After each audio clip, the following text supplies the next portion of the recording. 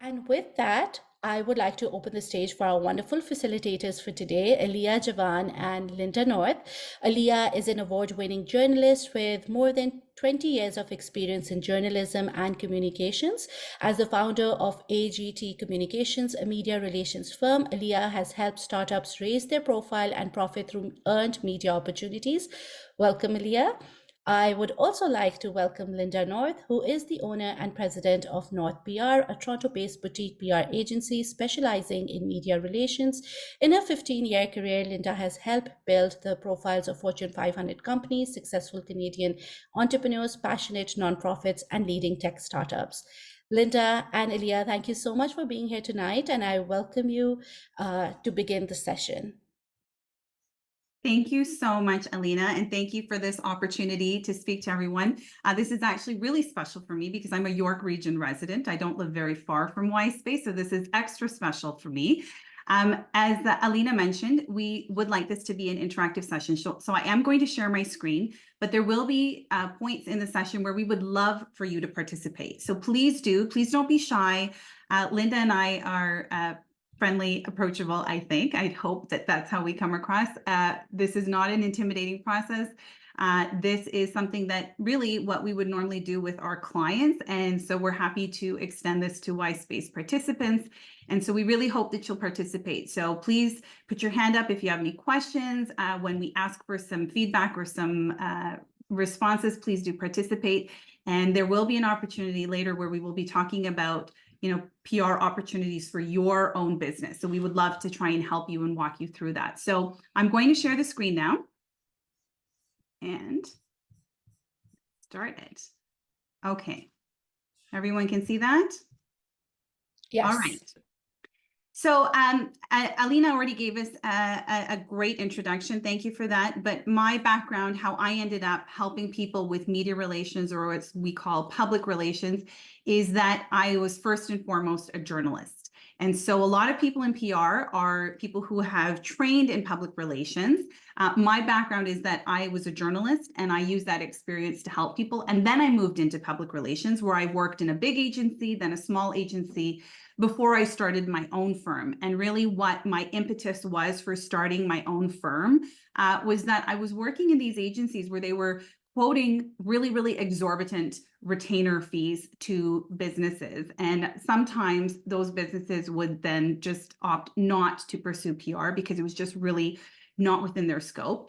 And I realized it shouldn't be this out of reach for small business owners. And so that became my focus, was to do PR for small businesses. And I was really fortunate along the way to meet Linda. Now, Linda has her own firm, and I'm going to let her do her introduction. But the funny thing is people always say, hang on a second, you have your own PR agency and Linda has her own PR agency, but you work together. And so on paper, we should be competing firms, but we have learned to collaborate together because of our shared passion for helping small businesses and startups. And that's really what brought us together. So over to you, Linda. Thanks, Leah. Yeah, and I would echo, Aaliyah brings a very unique perspective to our firm, having that journalism background. A lot of people in media relations don't actually have that journalism background. And so just having her insight into what a newsroom is like is always very, very helpful.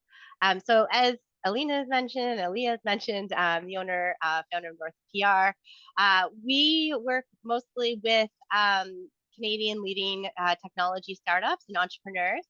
I actually started at Hill & Knowlton, also a global PR agency. And from there, I went to Venture Communications. And for some of you who may know Dragon's Den and Arlene Dickinson, that is Arlene Dickinson's communications agency. And that's really where I got my passion for working with entrepreneurs. I realized, when we were working at Hill & Knowlton, we were working with large tech firms like HP, Intel.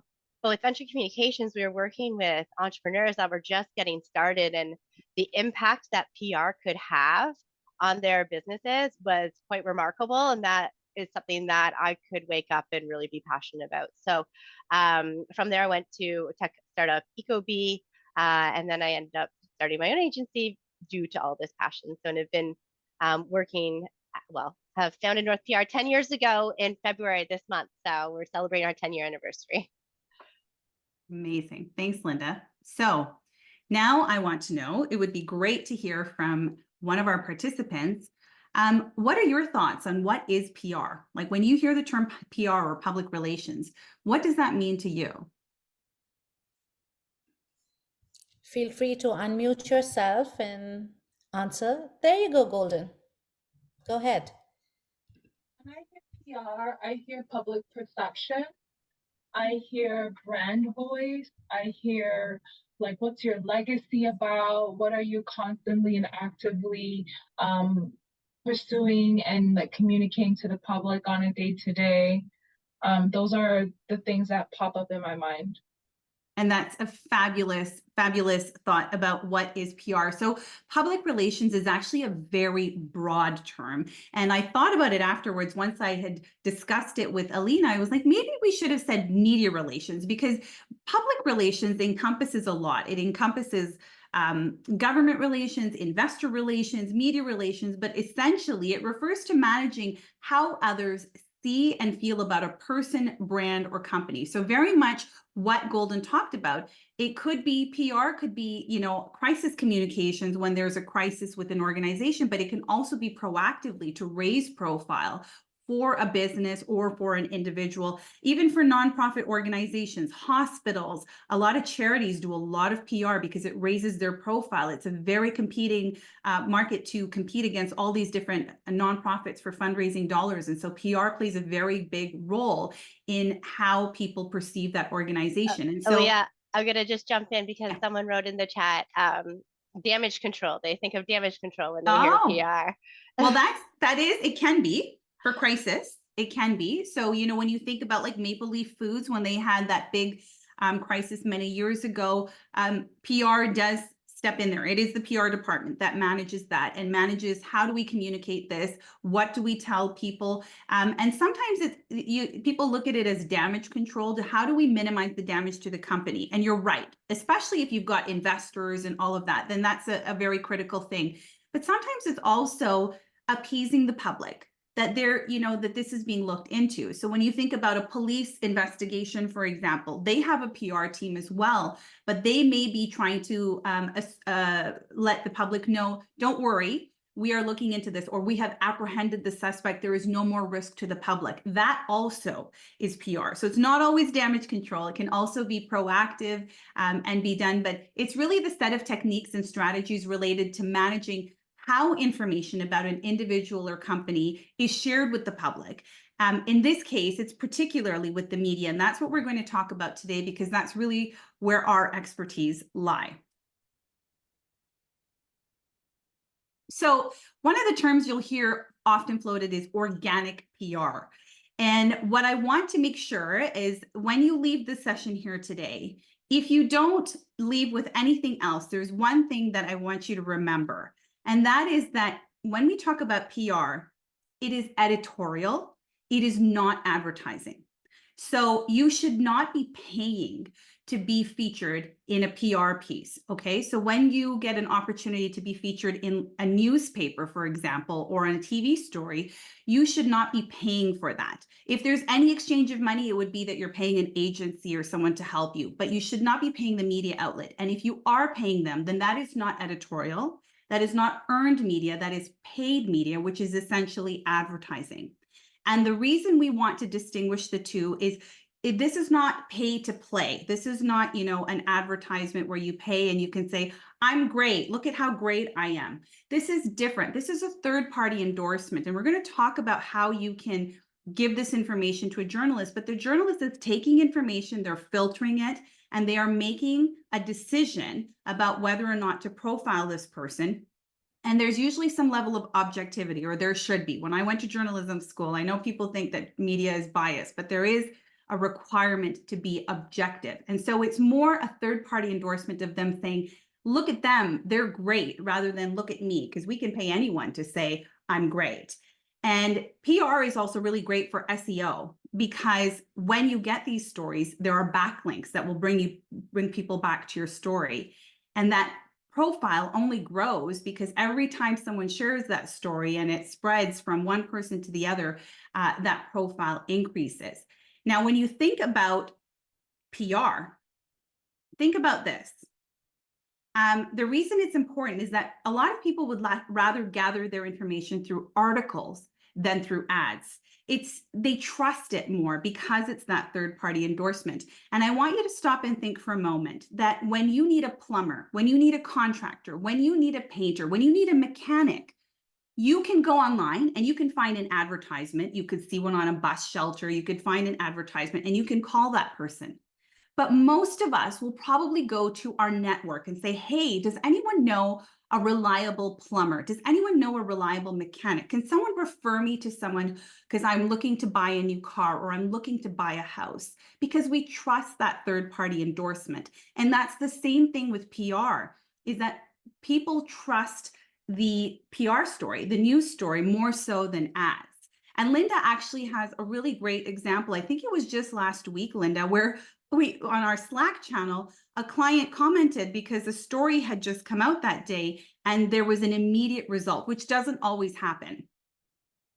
Yeah, so our client was on BNN that morning live, and they had just launched a new website. So this was thrilling for them because they saw a spike as soon as that piece aired, and it was BNN, so it was broadcast.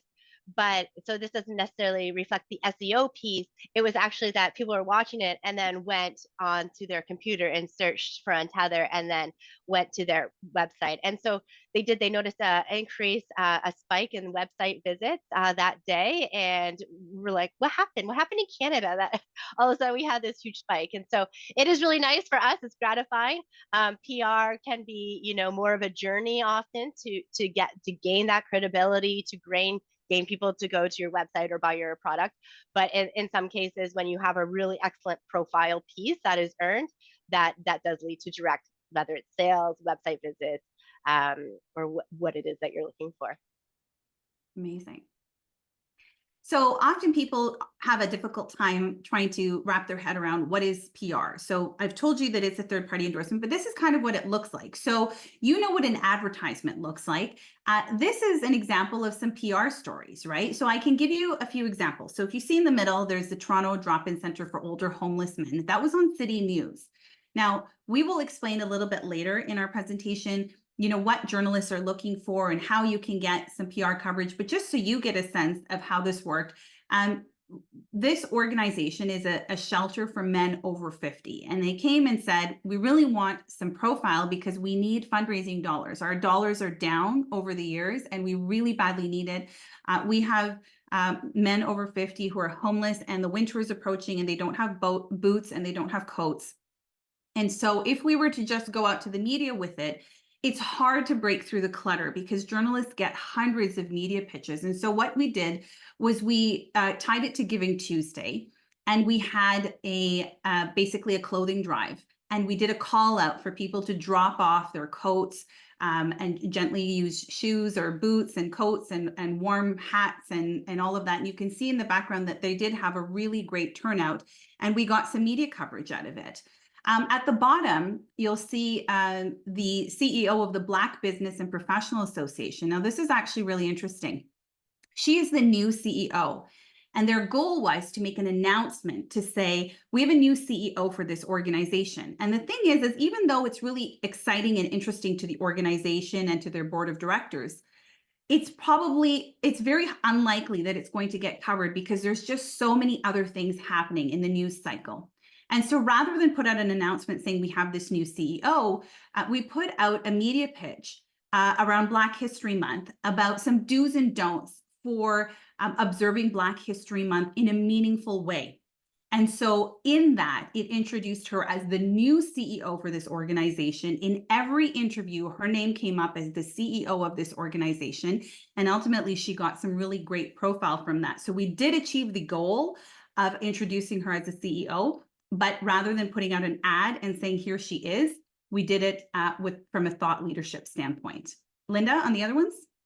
Yeah, so the one on the far right there, the CBC News article, we work for a company called IWG, and they own a flexible workspace called Regis. And Regis opens new centers all the time across Canada. They are a flexible hybrid workspace.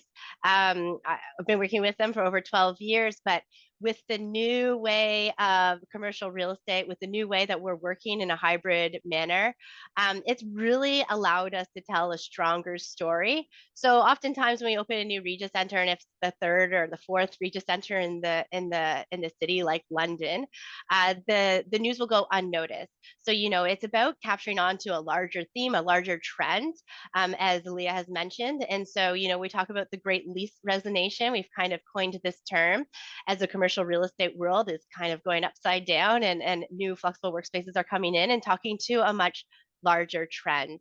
On the left-hand side here, we have Andrew Graham. He's from a popular fintech startup called Borrowell.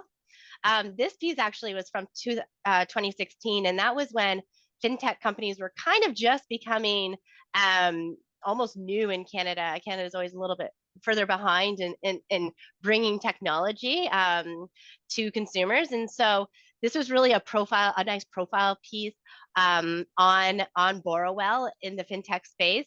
But again, we captured onto at the end of the day, they are a loan company, but we captured onto saving money on credit cards and how important that is in this economy. And so again, it's always about telling it's hooking on to what's the bigger trend out there, and what people actually care about, right? So it's not necessarily just about your business and exactly what you're doing, but the larger trend and being more of that thought leader. Absolutely.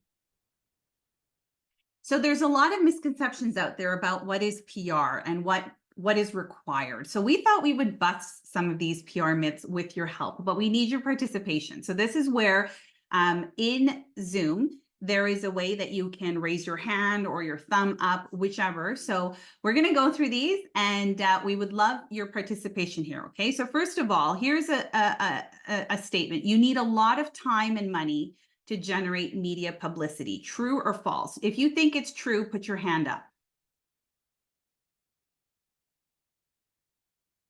Okay, a few hands. I see a few hands and thumbs up. If you think it's false.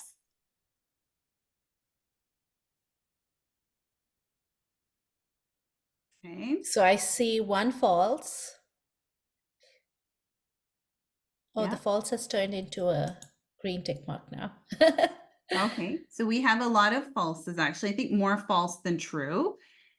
So the answer is false. You actually don't need a lot of time and money to generate media publicity. That's a big misconception. Now, I will tell you that if you go and hire a big agency like the ones that Linda and I worked for before, it does cost a lot of money. But there are many people, a lot of startups and small business owners who don't even hire anyone. And we're going to talk about how you can generate your own PR without hiring a big agency. But the answer is it's false. So good job, whoever said false. Okay. The next one, you need media connections to generate media publicity. Okay. True. True or false? True? True, put your hand up.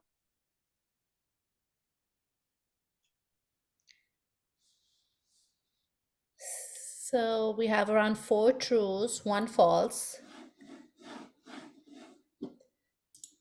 Any other, okay, and any other false? And put your hands up if you think it's false. 2 false. Put your hand up if it's false. Sorry, I got that wrong. There you go. So Yep. 10, 11. Wow. Okay, what's the answer? All right, it's false. So that is something that I would say every single new business call I have, it's, well, tell me about your media friends. Tell me about your media connections. And we've been working in the industry for a long time. We absolutely have very strong media lists. We absolutely have very strong media connections. But just because they're my friend or I've been working with them for a long time does not mean they're going to be writing the story that I pitched them, or pitch or pressing reprint on that press release that we're sending them. It's really about having a strong media angle that's going to get it for you. And that's why we think that founders, as long as you do a little research, find out who you should be targeting on the media, any media that's writing about your industry, it's worthwhile grabbing their email address and shooting them an email. I would also add that I think it's actually risky on our part to go to our friends or our connections in the media with a bad media pitch if we know that it's Oh a yeah. bad media pitch, because it jeopardizes that relationship. Because often they will open that email knowing that, you know what, Linda always sends me a reliable pitch. She gets the news cycle. Aaliyah understands what we're looking for. If you continue down that trend of sending them bad pitches, it reflects really poorly on you, and it does impact that relationship. You need to be a big established company to generate media publicity. We get this question a lot from startups, or we get statements, I'm not a big enough company to generate PR. So do you think you need to be a big established company to generate media publicity? True. Who thinks that's true?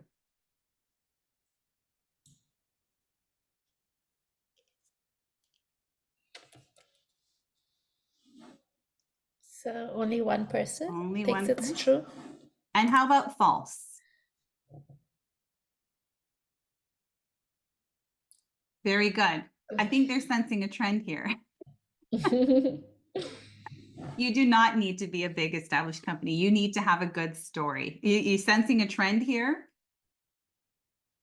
And I would say, if anything, too, what we've realized is that media really do like speaking with smaller firms and getting a different perspective and almost a unique perspective. A lot of times, large firms have to be very key messaged and don't stray from this particular message, where smaller companies, founders can be much more, I don't want to say loose in their message, but it can speak to a lot more trends willingly. So this All one, right. You can generate media publicity without hiring a PR agency. True? I think we gave that one away. I feel like we've already given that one away. I think we gave that one away. Everyone's hands up. Everyone should have this right then. We gave it away. So You're right. around 7 true. You can generate. You're right. We gave that one away. Come on. Okay. Here's a tough one. You need a press release to generate media coverage. True? You need a press release.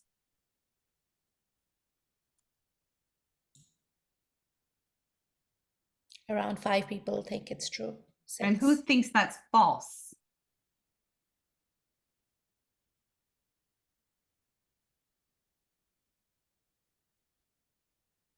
Wow.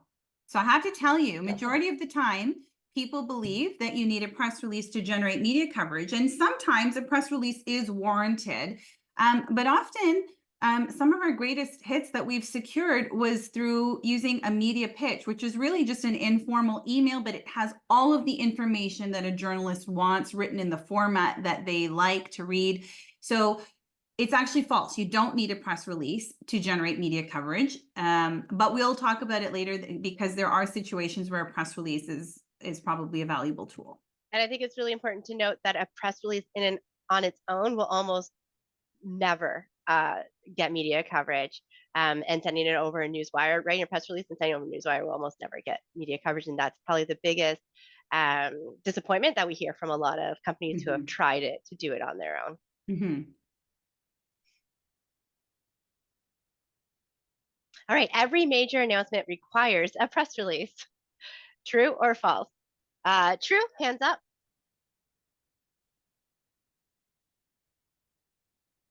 Yeah, and false.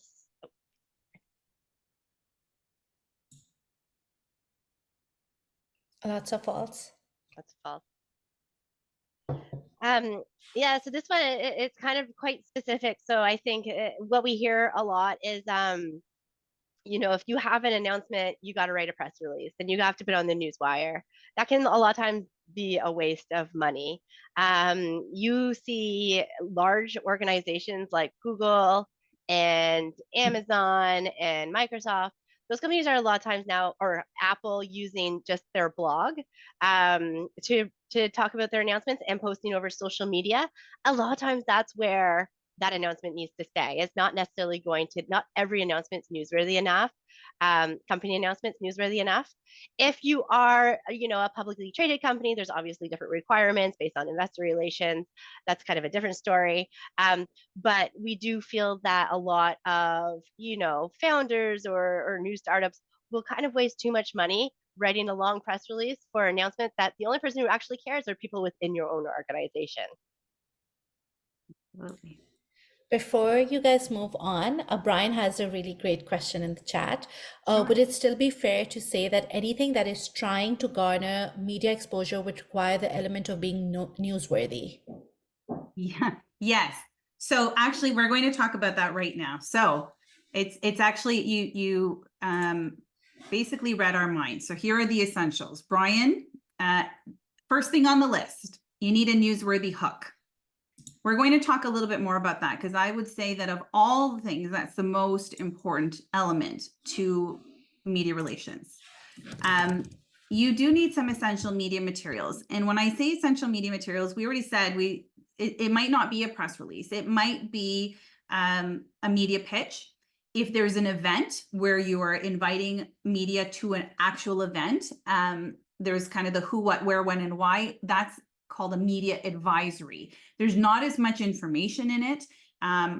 Typically, this wouldn't be something that you would need to send out to media, but I find a lot of people interchange the words media advisory and media release quite a bit, but they're two very, very different things. So for your purposes, I would say, if anything, it would be a media pitch or a media release, which is a longer, more formal document.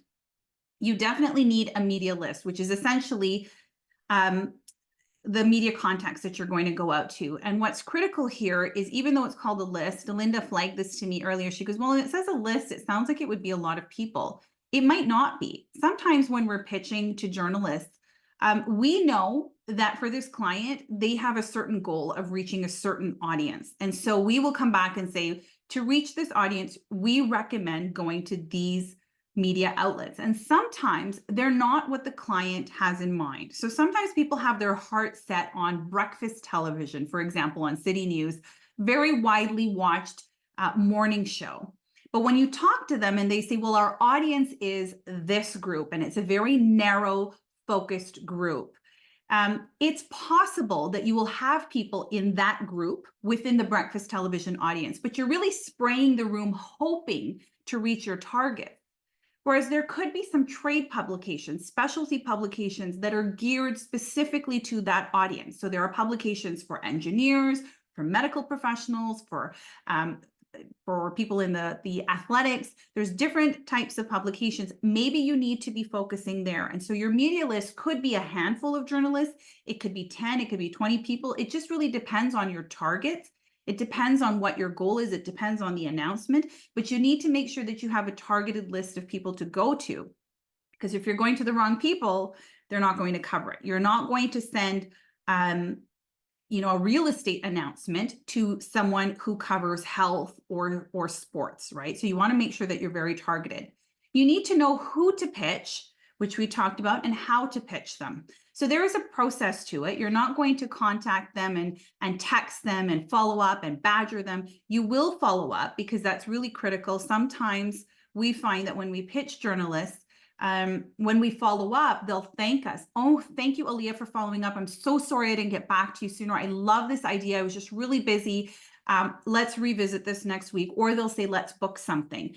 Sometimes they're busy, sometimes they miss it, sometimes they saw it and then they forgot to reply, and sometimes they're just not interested. But that follow-up is critical in case they are interested.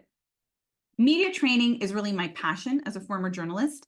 But one of the things that people forget about is I've had CEOs of very, very big companies come and say, we want PR, we want to do this, we have this campaign.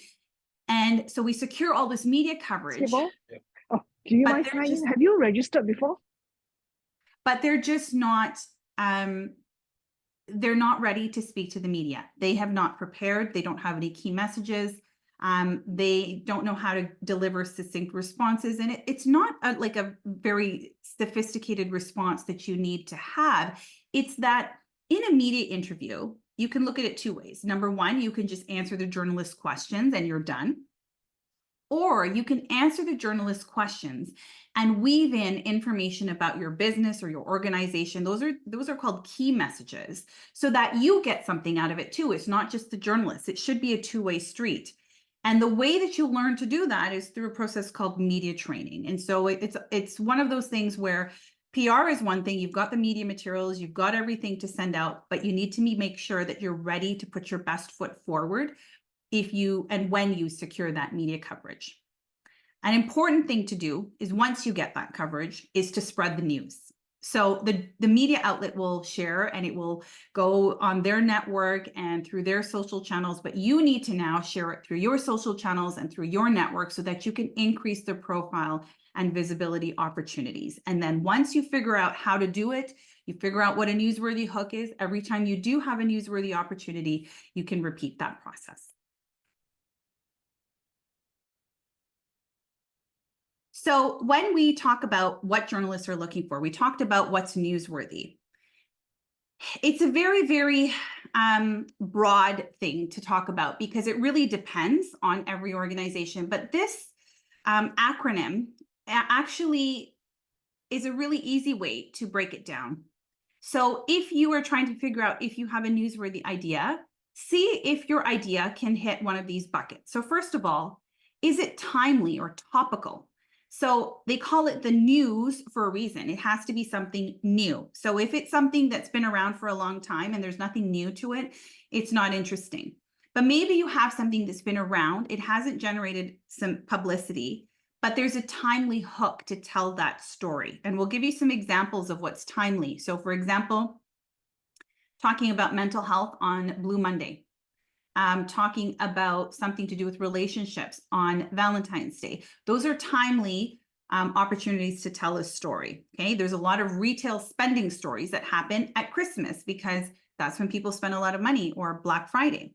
Is it relevant? So if you were to think about like an athlete going to compete, or for example, Canada's Got Talent, someone is going to be competing in Canada's Got Talent. If there is someone performing from Medicine Hat, Alberta, that is relevant to the Medicine Hat, Alberta community. They think that's great that one of their own is competing. It's not so interesting to someone from Ontario or from BC because there's really no relevance to them. So if there's something that's relevant to that audience, that's also a good newsworthy opportunity. Is it unique? Is this the first of something? Is it the biggest? Is it unusual? Is it the fastest? Is it the oldest? You think about like New Year's Day. Every New Year's Day, there's a story about the first baby born at a hospital. It's unique. It's the first of something. There's also that human interest to it. Who doesn't like a cute, cuddly baby, right? But that's something that's unique.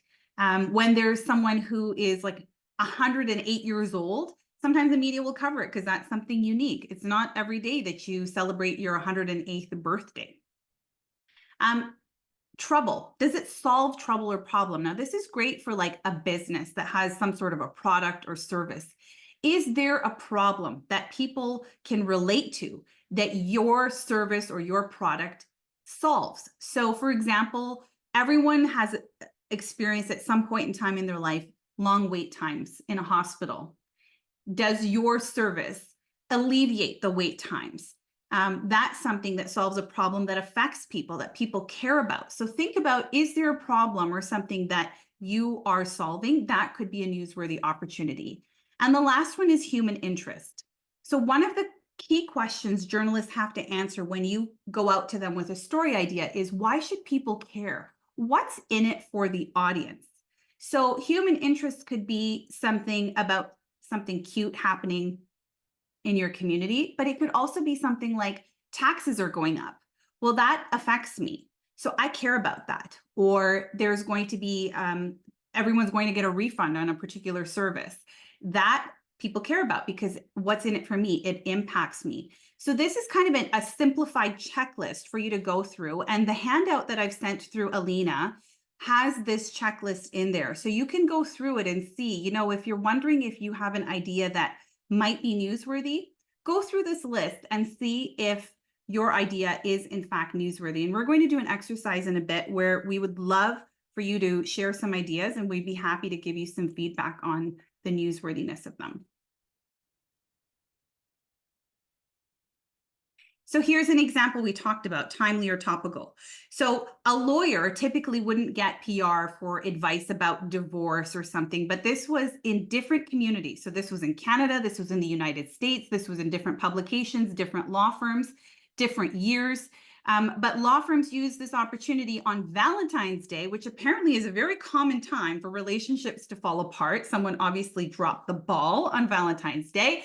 And so they use that as an opportunity to give away advice about divorces.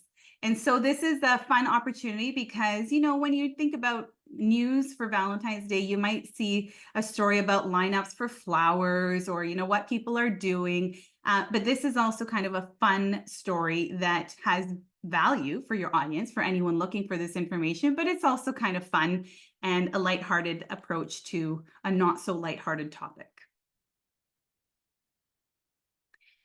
So Linda has an example of something that's not such an exciting topic, but that she was able to generate great PR for. Life insurance. Who doesn't want to talk about life insurance? I mean, come on. So Policy Me, some of you may know, it is another Toronto startup here. They came to us because, you know, and Aaliyah's mentioned the importance of trade publications, and trade publications are so important for so many different companies. But Policy Me really wanted to start speaking to the consumer and speaking to people who could purchase life insurance through their new online life insurance brokerage. And so what we did was, you know, they said, okay, we can get the trade, like the trades are writing about us, the insurance trades are covering us, but we don't want to talk within our industry. We actually want to talk to our customers. So how do we do that? Well, COVID-19 hit, and when better time to work for a life insurance company, I don't know, but that we did use that opportunity as that timely hook. People started to really think about, you know, the dialogue really expanded, and not only were we starting to think more about you know, death, unfortunately, but we were also losing our jobs and losing our life insurance through our jobs. And so that gave us an opportunity to kind of enter a topic. What we talk about is doing third-party surveys. So data is really important, and also creating newsworthy hook. And a lot of times your own company will have some proprietary data that you should share that's interesting if it's topical. But we commissioned a survey through Angus Reid. You guys probably hear Angus Reid all the time in the news, to talk about have people become more aware of their threats to life. With the current economic climate, are you reevaluating your financial situation, including your life insurance? And then, do you have a fear of losing your job, and by extension, losing your employer provided life insurance coverage? So this did give us an opportunity to bring life insurance into a very timely, newsworthy trend and news cycle that was out there. Aaliyah, if you just want to go to the next page. So this is just an example of some of the coverage that we received. Rob Carrick there, he's the personal finance reporter at the Globe and Mail. He is very hard to respond to your media pitches, but this is one that he did respond to, and it really did create an excellent dialogue around why people should consider getting life insurance, and now was a good time. In general, you know, it's not just that COVID, you should have life insurance, but you should consider life insurance if you're in a particular demographic. So that did give us an opportunity to become a thought leader in that space and really share more knowledge and education around life insurance. Patty Levitt-Reid at CNN, CTV News covered the story. And then what's really interesting is we were able to get into Now Magazine. And Now Magazine, you know, they cover all the latest restaurant openings and are much more of a cultural publication. They don't very rarely write stories about life insurance, but again, with the pandemic, it just gave us a nice, timely opportunity to speak to that. this is another story, another client of ours, and I wanted to kind of put them side by side because you have life insurance and then you also have cookies. And I don't want to say that cookies are more newsworthy than life insurance, but they're a little more sexy and delicious. So um, Craig, probably many of you know Craig's Cookies. Craig Pike has been building his brand and his company for 10 years. They're a very well loved company across Toronto. And so naturally, publications are interested and want to hear when the next cookie store is opening.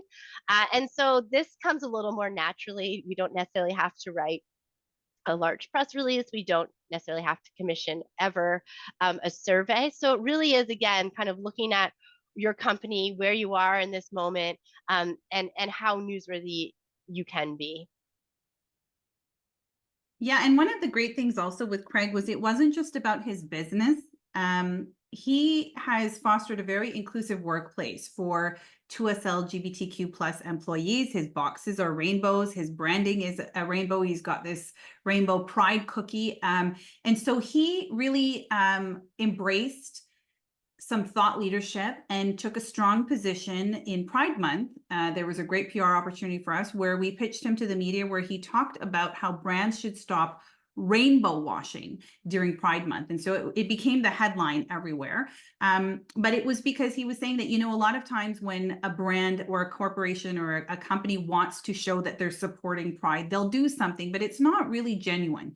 And so, just putting a rainbow logo on your social media profile for the day isn't supporting Pride Month if you're not fostering an inclusive workplace. And so he really championed that topic and he got a lot of coverage for that. And so because of that profile he's built, it lends itself naturally when we go to the media for something else, like Craig's Cookies is opening a new location in Union Station. Typically, if we were to pitch a journalist and say a cookie store is opening in Union Station, it wouldn't get any PR. But because this is such a beloved brand, had he pitched the media in his first few years, he probably wouldn't have gotten anything. But it's because he's developed such a beloved brand and his persona and his thought leadership around very important topics that the media want to talk to him. Kate and Levi is a brand that we worked with recently. It's a Toronto small company. They make eco-friendly puppets. And so, of course, we wanted to drive sales for this, but we don't do advertising. We do PR. And so that's not an easy thing to do, to generate PR for someone who sells eco-friendly puppets. But we used an opportunity around Circular Economy Month as a hook. That was our timely or topical hook to tell the story. They make cute little puppets from sweaters that people donate. So, when you donate your stuff and it goes in a bin, some of those come to them and they are cleaned properly, and then they make these puppets. And so we use that as a hook for Circular Economy Month. And among the coverage, we were able to get some local coverage because it is a Toronto company, where they talked about these eco-friendly toys. And so, something that may not have normally generated media coverage, we were able to because we had that timely hook. We also want to talk on funding announcements because everyone, all 80 of you, are going to be making funding announcements in the next little while. But this is an important piece for a lot of founders. And we do a lot of funding announcements. Now, this one you'll see is more of a 40 million raise. But even for seed or pre-seed, funding announcements are something that you should consider going out to the press too. And if you're in the technology space, Beta Kit, if you have a particular trade publication that makes sense to reach out to. If you are getting funding, you should think about promoting that. If you are going out to a Beta Kit or to a trade publication, I would say trade publications, you don't necessarily have to do embargo pitching, but if you're a technology, if you're founding a technology company, you might want to consider reaching out to Beta Kit for any seed and pre-seed. I will give you a tip that reaching out to them 1 week in advance with an embargo story is absolutely key, because these publications need time to put together their stories. They might want to talk to your investors. And so that gives them a 1 month leadway or a 1 week leadway. They're a smaller publication. They don't have that many writers. So I've been yelled at by them to say, Linda, why didn't you come to me a week ago? So that is something to just consider if anyone is getting funding in the next little while. The Logic is also in the tech space, a very popular publication that does cover funding announcements.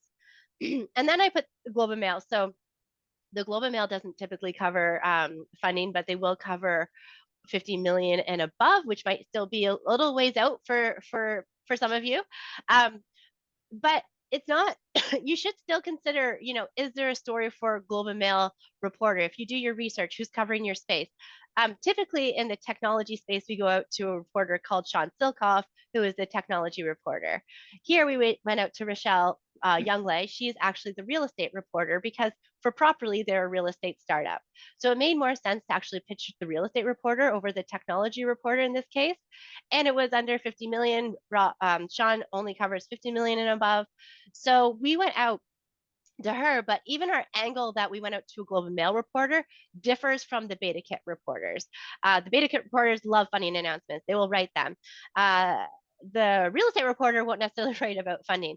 But what was important, what was newsworthy was we switched the pitch and really focused on who their investors were because they're really notable investors. So if you are getting a seed fund from someone quite notable, make sure you bring them into that process. See if they'd be interested in speaking to the press about why they have funded you. But this is something that has worked well with Properly and continues to work well just generally with all funding announcements, getting your investors involved.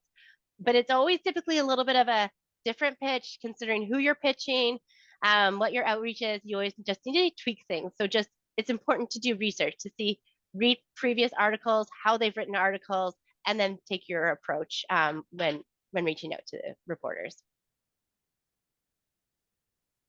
Now, in a bit, we are going to share the link to a media pitch template that you can use to write your own media pitch without hiring an agency. But before we do that, we want to work with you on something that we normally do with our paid clients. And that is we usually have a PR strategy session where we talk about what is something newsworthy they can share, because they'll come to us and say, we want to sell life insurance. And we'll say, well, that's not newsworthy. So this is an exercise that we would do with them, and we're happy to do it with all of you today. So we need some volunteers now. What is something newsworthy you can share? Now, you might not feel like it's newsworthy, or you might not be sure. And if you don't know, maybe you can tell us about your business and we can ask you some questions and we can help you to maybe think through what might be newsworthy.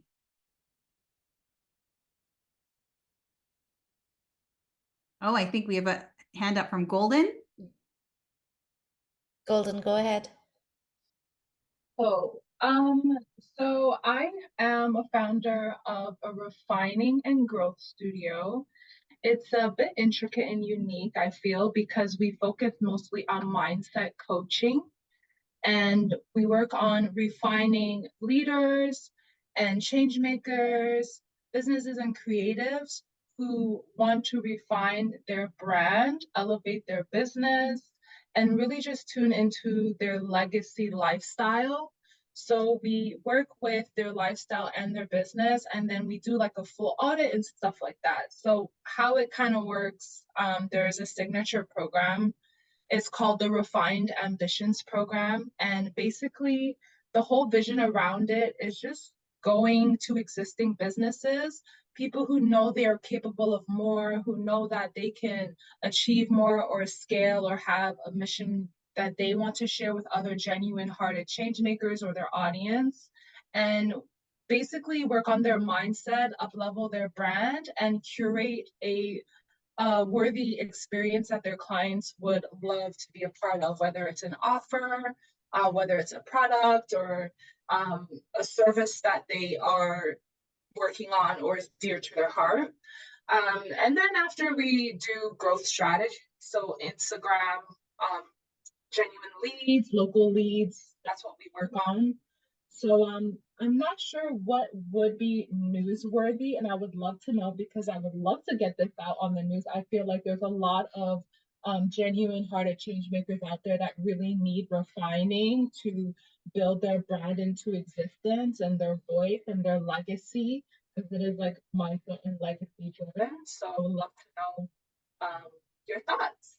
So I actually have a few questions first, because you use the term change makers. So what does that mean? Like, what is that, you know, a business owner that's impacting people's lives? Like, how do you define that? So a change maker is someone who decided to make change in their life.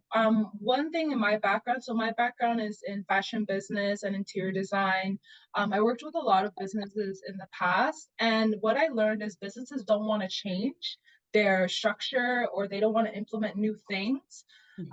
So it's for people, not just business owners, but it could be creatives as well.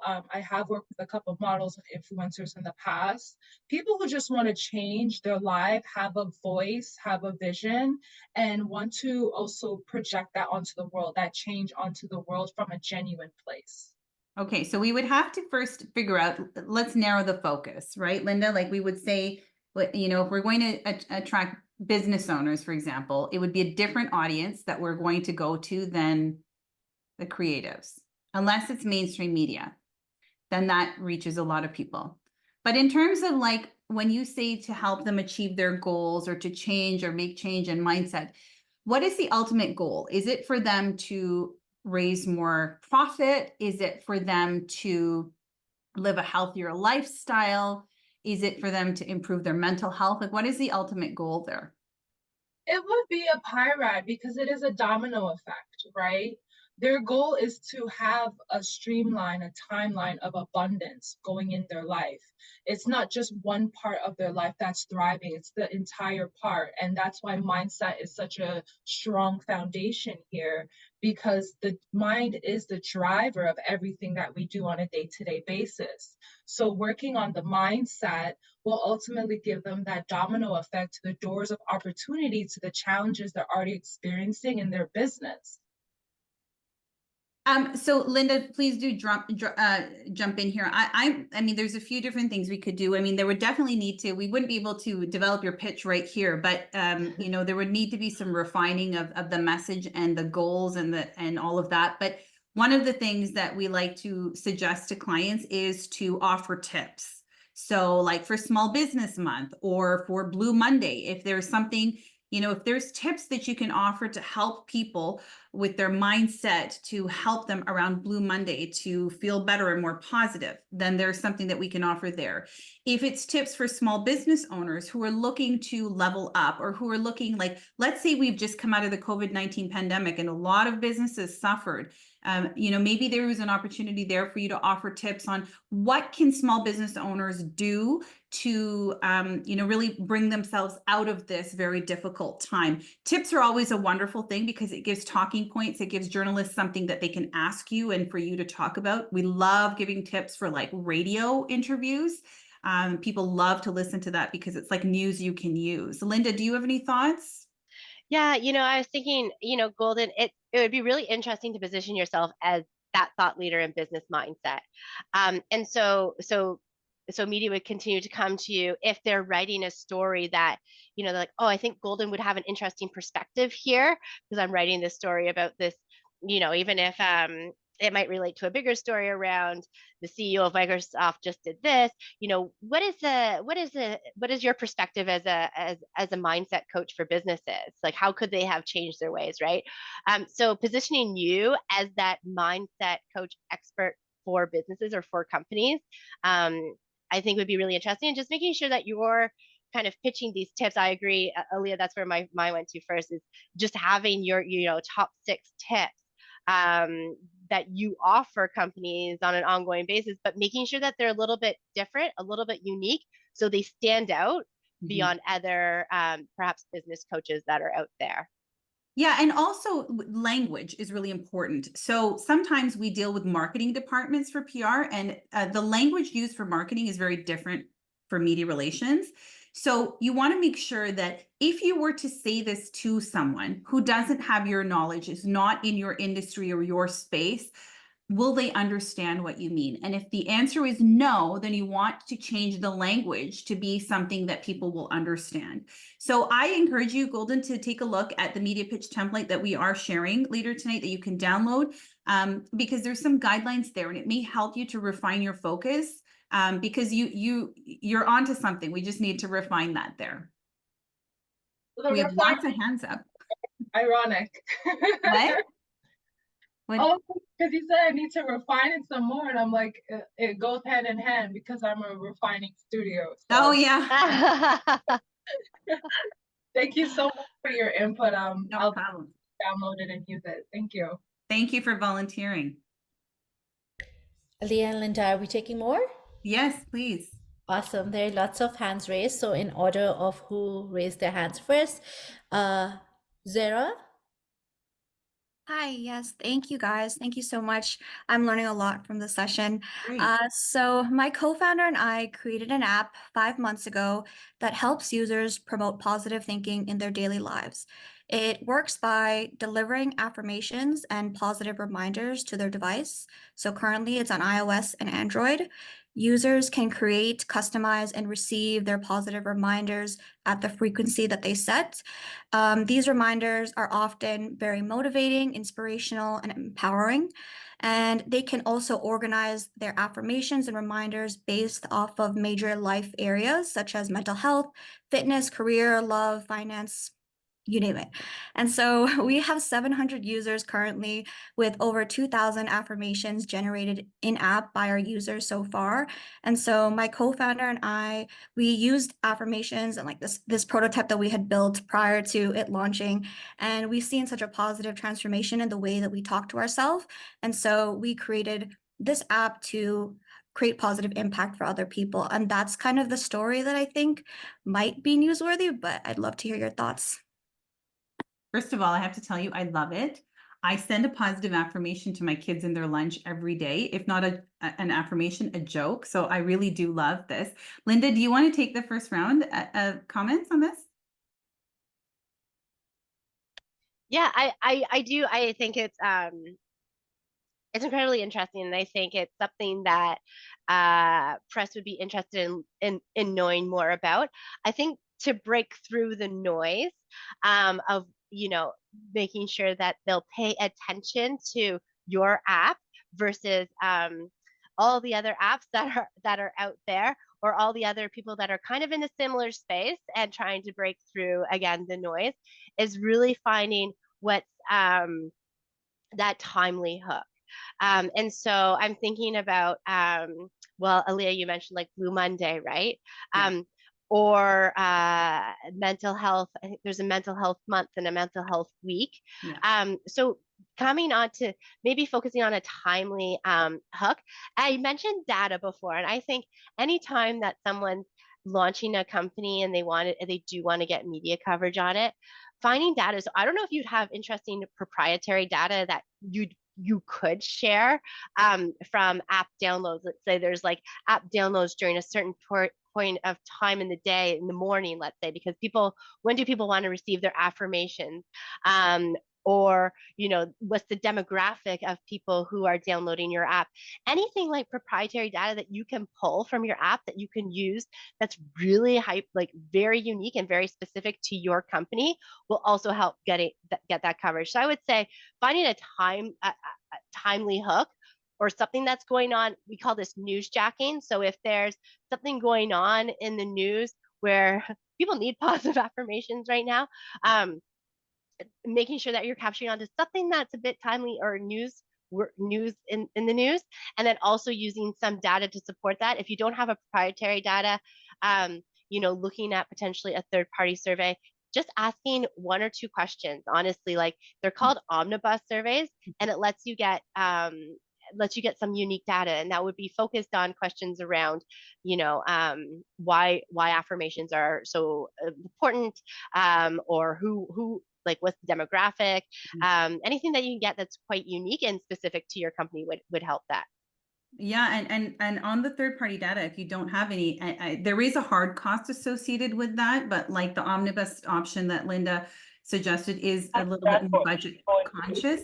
But one of the things that would be really cool is like, imagine you use Blue Monday as a hook, and you say, you know what, you're feeling blue. It's the most depressing day of the year. You know, a new survey finds that 70% of Canadians feel like, you know, reading a positive affirmation first thing in the morning changes the trajectory of their day, or something like that. Like it's something that could be really cool. The thing with surveys is you have to be really careful that you ask the right questions, because if the data that comes back is weak, you don't have a very strong hook. And so you want to put some thought into it. The nice thing is when you deal with like Angus Reid or another polling firm like that, they do tend to give you some feedback and some guidance. So they do help you to make sure that you've positioned it in a way that should yield. And you can even go to them and say, this is what I'm looking to, this is the narrative I'm looking to build. And so that you could to position it. But I actually think that it definitely has some legs there, Zara. Awesome. Thank you both. I really appreciate your insights. I think there's some really cool ideas here. Yeah, thanks so much. You're welcome. Thank you. Awesome. Perfect. Should we keep moving? Yeah, for sure. And you know what, Alina, I'm going to share that that screen with that checklist. So if people aren't sure if they have a newsworthy idea, here's some hooks for them. Yeah, that's a great idea. Perfect. Adoranke, my friend, go for Hey, it. Elena. Hi. Hey.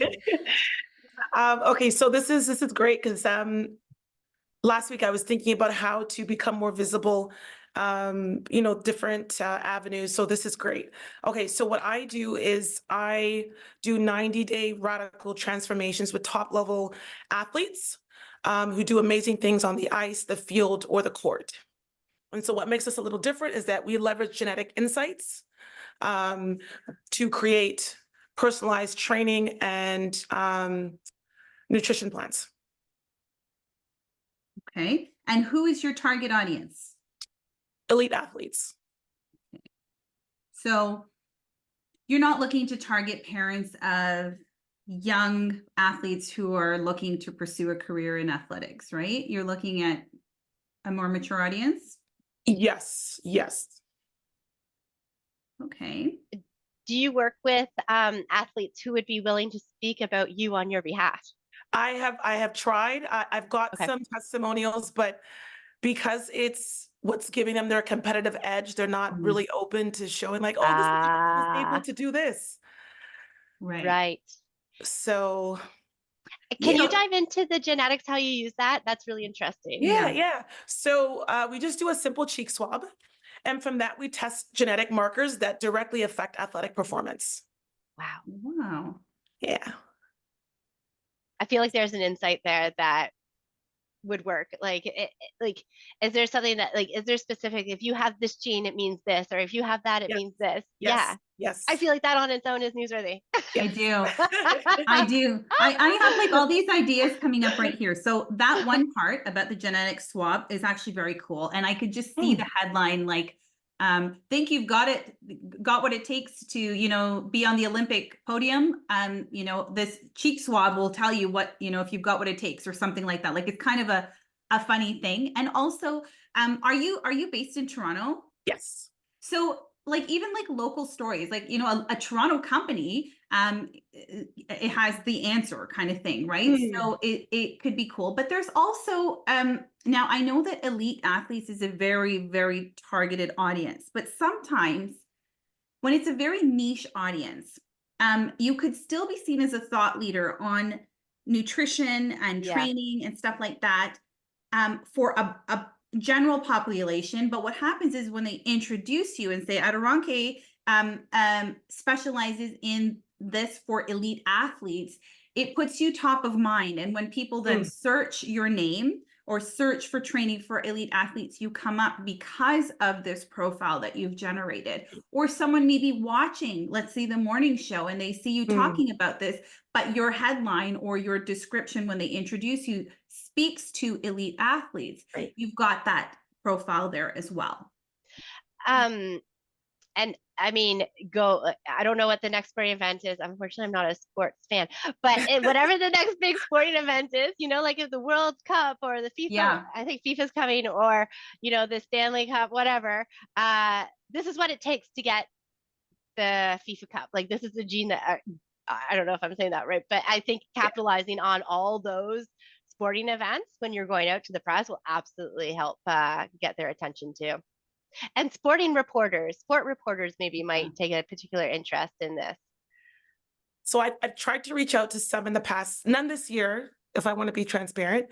And I haven't really, I know, like you said, like sometimes you have to reach out to them a million times before they get back to you and stuff like that.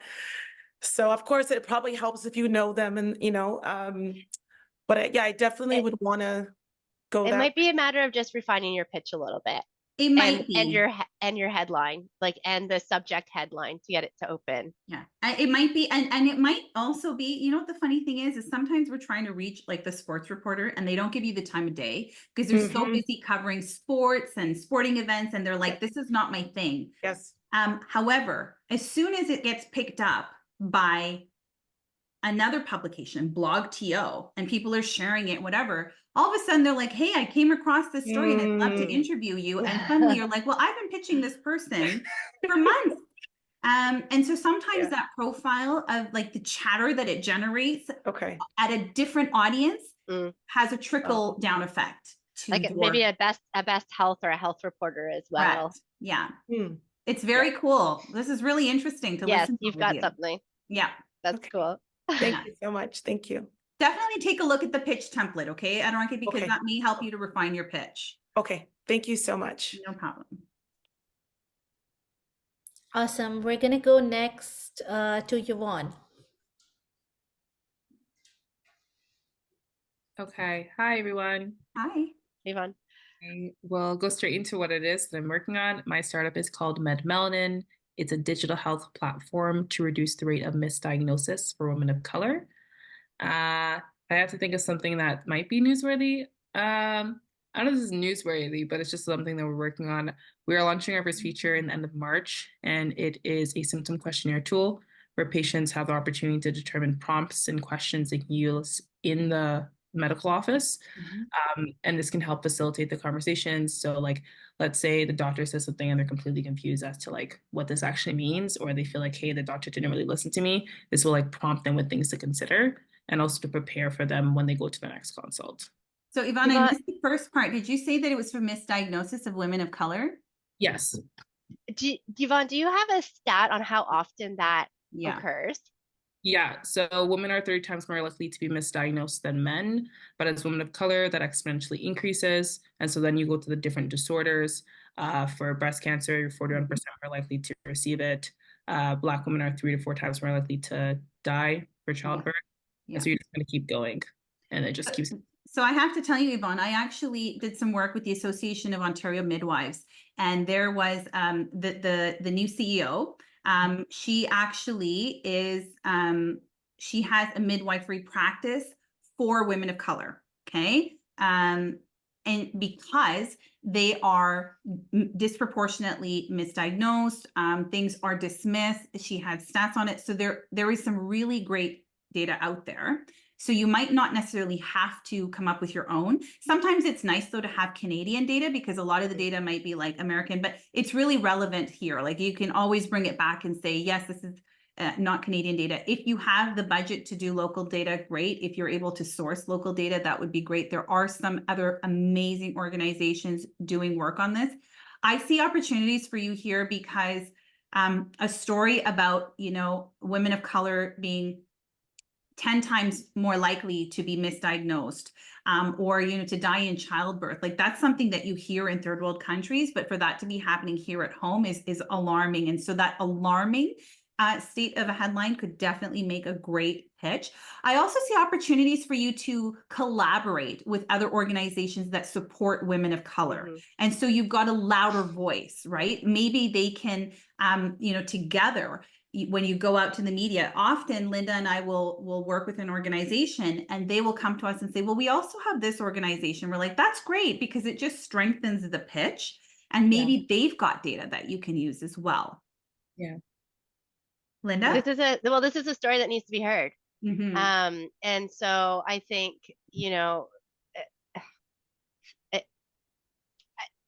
the media should be covering this story and making sure that, again, you're researching the health reporters that should be covering this story. I think about, I don't know if Pauline Chan's still around on CTV News, but this is, I think, to Leah's point, if you can collaborate with a more well-known name that's already out there, it gives you a little more credibility. But I don't even think necessarily you need that, but it will help probably, unfortunately get the reporters go, okay, yeah, we should be talking. But this is a story that has to get out there. So and with those, like, lead with sharing the stats. Mm-hmm. Yeah. Identify the problem. Like, if you have a solution, nobody really appreciates the solution until they know what the problem is or how big of a problem it is. How big, yeah. Thank you. That's great. You guys have amazing companies. I know, this is so great. I'm like, oh, good. The world. This is wonderful. So we're proud of our white space startups. Yeah, no kidding. Amazing. So before I move on to you, Brian, there is a question in the chat that I thought we'll quickly look into, because others might be thinking the same. But Alicia is asking, how do you get recognized as a thought leader in a particular area? Would you have to be a public figure? No. Like Craig's Cookies, he was just a cookie store owner, but he became a voice for the 2S LGBTQ plus community. So sometimes you're willing to speak out or speak for something that's very important. So Yvonne, for example, could become a thought leader and talk about, empowering women of color to speak up when it comes to their healthcare. She could easily become a thought leader in that space. What it takes is to go out there and to be recognized. So when you pitch yourself and you get a story and you get more stories and you get more stories, you are now the go-to person on that topic. We've had people come to us before and say, I don't understand why my competitor keeps getting all this coverage. My business or my product is far superior. It's that they did the work. Either they hired an agency or on their own, they did what they needed to identify what is newsworthy. They went to the media covered them. They did a very good job in their interview, and they secured more interviews. And suddenly when journalists are looking for someone on that particular topic, that's who comes to mind. It's not that there's no one else in that space, but they have made themselves a thought leader. So no, you do not have to be a public figure at all. Yeah, I think it's like Aaliyah says, just putting in the effort. I did want to mention, we do work with, again, we're an agency, so obviously they hire us to do the work for them. But a lot of the times, the best way to break through to these reporters, actually, I'll write the email on behalf of the CEO, send it to the CEO or the founder, and the founder will send it to the reporter. The reporter will respond directly. So I think enabling founders with this kind of expertise to reach out on their own, I do think reporters appreciate that, and they actually prefer to work directly one-on-one with you over an agency who kind of sometimes can be frustrating to work with, to say the least. So I think just it is about putting the work in. Like, those thought leaders that are out there, it's because they have created the pitches. It's because they have looked at the news. They've decided who they need to pitch. They're very targeted in their approach, and they keep at it. Mm-hmm. Amazing. Thank you so much for answering the question. Brian, over to you. Hi guys, how's everybody? Hi. I just want to thank you. This was actually quite informative. I think listening to you guys really, I think, revealed pathways to exposure. And I found that very interesting, because obviously being self-employed and owning a business, you're always trying to find, how do you get somewhere? And I think you guys were, discovered, or not discovered, but you've unveiled, I guess you can say, several pathways that you've developed and discovered through your experiences. And I thought they were quite unique, and it was nice to listen to. So I don't know if my topic is going to be timely. I believe it is timely, because it's been in the news quite for a long time and quite controversial. My company is called Multibid. It's an open bidding platform in real estate. It's basically, I would say, revolutionizing real estate. I'm a licensed realtor myself, conceived about 8 years ago by listening to realtors from all over the world, because I did travel to Europe and see how they do real estate there, and brought those ideas here. And then during COVID, basically sat down and decided to build it. recently in December of 2023. Our legislation changed, would made this platform even better or more viable, made it legislated and very transparent. And you know, in terms of news, it's you know, you've heard of blind bidding, open bidding, multiple offers, unethical behavior.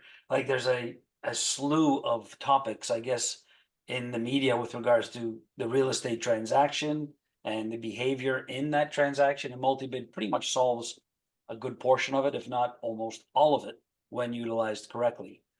On that note, you know, what could make it newsworthy if it's timely, relevant, unique, and troubled. You know, like I could pick at so many different things in terms of number one, making it fair and transparent as opposed to being, you know, blind and closed. It could be something that allows open bidding where and open competition, where most people now are shying away from even putting an offer on a property because they don't want to participate in the traditional blind bidding method of putting you know an offer on a property. The realtors ethics are being questioned, and you know they're now in lines with other, let's say, non-favorable professions, and this is something that can help fix that as well. So yeah, there it is. I'm going to let Linda go first because Linda actually has a lot of experience working with real estate PR. All right. There you go. No, this is interesting. I mean, real estate is so topical all the time. We worked with House Sigma at one point in time, and there was they were sharing. Do you know House Sigma, Brian? Yeah, I do. Yeah, I do. Yeah, and they were sharing data. I think that they weren't necessarily allowed to be sharing, or there is a new legislation that was coming out that would allow them to share this kind of Provided they data had that made it memberships, more right? transparent. They had to register on the site and actually just become a member, and then you're allowed to disclose that information. Yeah. Okay, that's right. Yeah. So when there was that legislation coming out, we did some newsjacking for House Sigma. And so, you know, I think it's probably paying attention to opportunities that you can newsjack when people are being a little bit disgruntled about the real estate industry and how you're solving that problem. So I know, like, you see it in, I don't know, Toronto Life all the time, right? Like prices being just the price of real estate going up like $300,000. I think it's really paying attention to those stories. And I mean, what you're doing is solving a huge problem. Like the term newsjacking is interesting. So how would you effectively do that? So it's kind of paying attention to news. I don't know, you can set up some Google alerts around either this real estate bidding wars in Toronto, and see what reporters are covering those stories. If there's a particular story that like hits the news because it's quite controversial or it raised some eyebrows, it's just an opportunity to then go back to those reporters and be like, hey, I have a solution to this. I've created this solution, and this is why. And again, not being over salesy on what you're creating, but more that you're, again, that thought leader that can provide the expertise and why this industry should change and how it's, you know, archaic in the way that it operates and why it needs to change, and helping, I guess, be that change maker, and being that loud voice that creates change.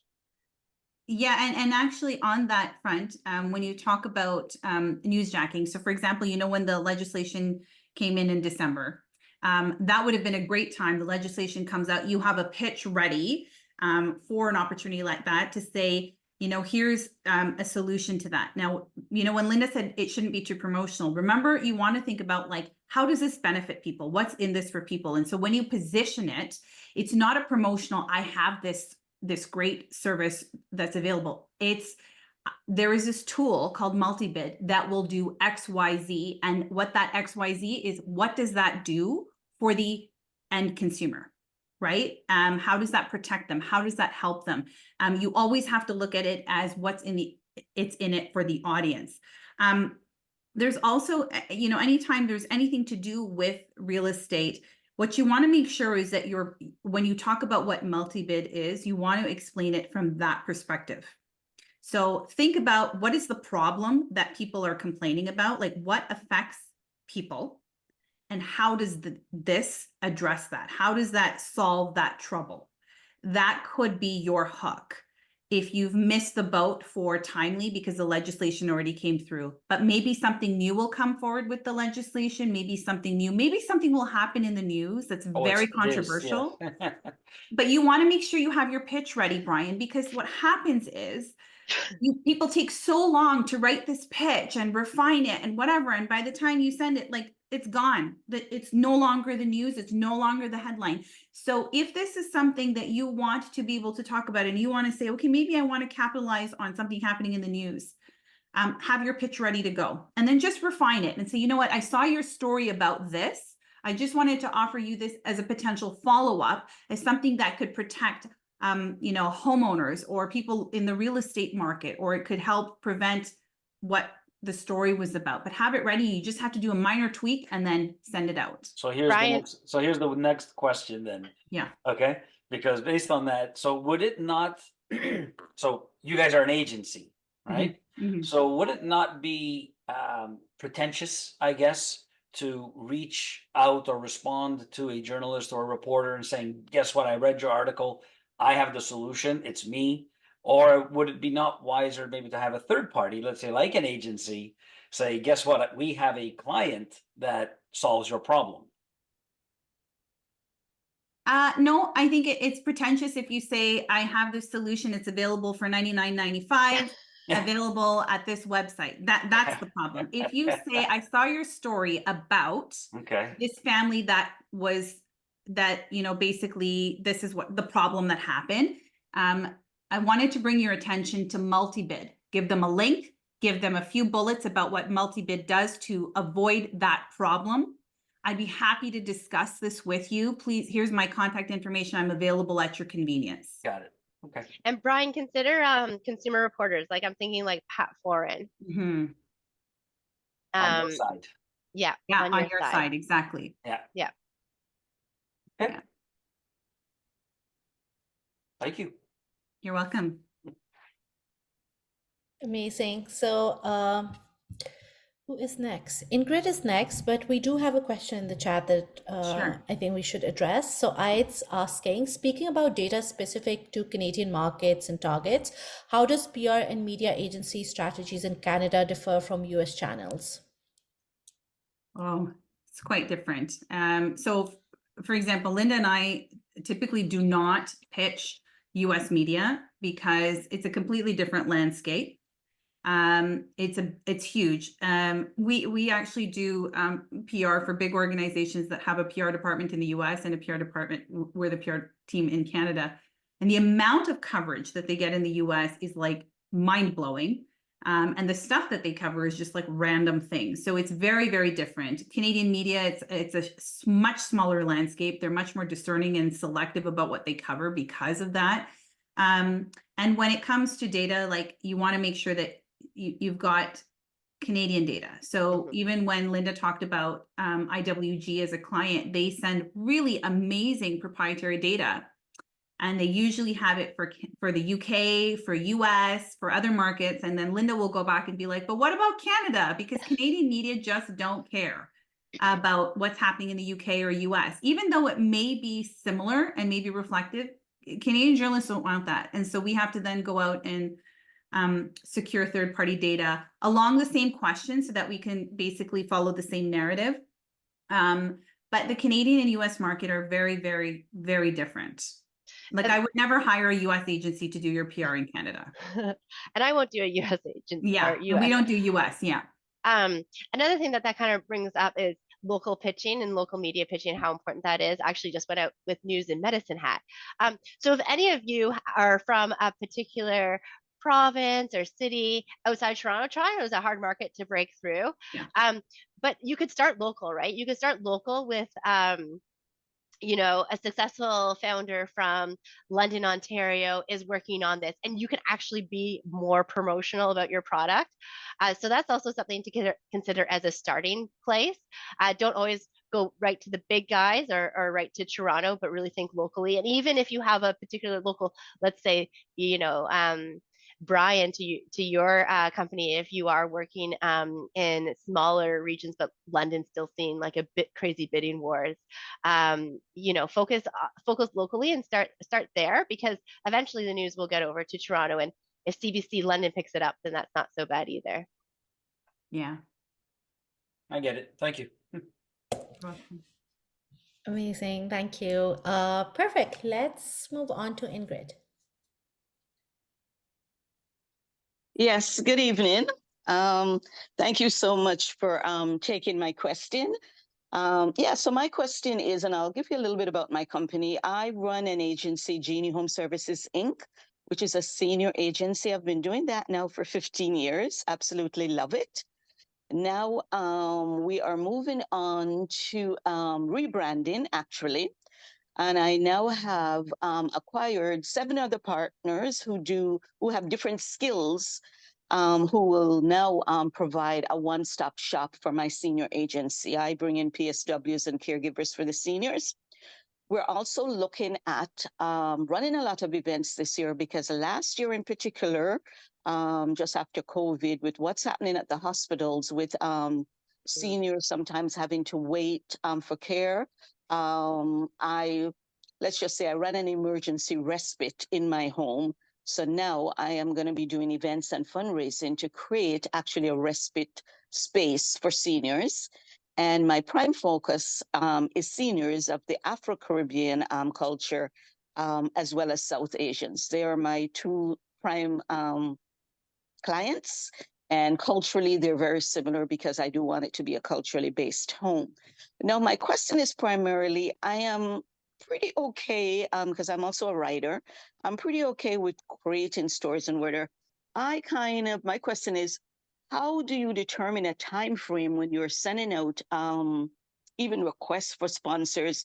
Because I think people get bored now with long talks, long discussions. So I want to know, what is the exact time frame, even for an interview, if you want to keep it to the point, and also when you're sending out leaflets to people, what is the exact time frame you should kind of keep that on to keep people focused and to keep them from not getting bored and turning off?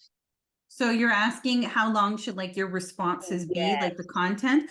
Okay, well, that's actually something that we talk about in media training, because if your answers are too long, the journalist has to cut them. We call them, you know, sound bites, right? Like clips that we would use that they can use in an interview. So it's an interesting thing, because it really depends on who you're speaking to, because some of the publications or journalists or audiences give you a little bit more room to breathe. So if you were in a specialty publication or like a talk show, they might give you a little bit more time. If it was news, it would be a little bit shorter. So you have to be careful. I would say, like, if it was news, you'd want your responses to be about 15 to 20 seconds max, because otherwise they're going to cut it. And then that's where there leaves room for misinterpretation when they cut your responses. If you're speaking to sponsors or something, then you can obviously speak a little bit longer, because there's no like airtime window. But think about it this way, like if you were to do a radio segment or a TV segment, they have set time slots. So they'll say, okay, the whole interview is 3 minutes or 4 minutes, but that includes the introduction, that includes the host's questions, that includes your responses, and that includes the wrap up. So there's really only so much time. So if every answer is really, really long, you get fewer opportunities to talk about different things. I know you didn't ask this question, but I just want you to know, Ingrid, that what you're doing is actually really interesting. The idea of like, Toronto woman runs an emergency respite for seniors out of her home. I mean, there will always be people who will criticize and be like, is this safe? Is this, you know, do you have the right permits and all of that? That's a separate thing that we would deal with. But there is a great PR opportunity there, because I mean, I don't want people to make the reference to like Mother Teresa or something, but it's a very kind, nice thing to do, especially when you can identify the problem of why you're doing this. The fact that you're focusing on seniors of Afro-Caribbean and South Asian descent is also very interesting. But just like when we were talking earlier to Yvonne. Yvonne. You would want to identify why. Like, is there a lack of services? Is there a cultural barrier? Are they misdiagnosed because of that language barrier? If there's something like that and you are addressing the problem, then that's also a newsworthy opportunity as well. What do you think, Linda? Yeah, and my mind is kind of going towards opinion editorials. And that's something that we haven't really talked on, but opinion editorials are something where there is a probably like more of a larger scale issue. And we're talking about kind of governmental issues, problems, and in the healthcare space.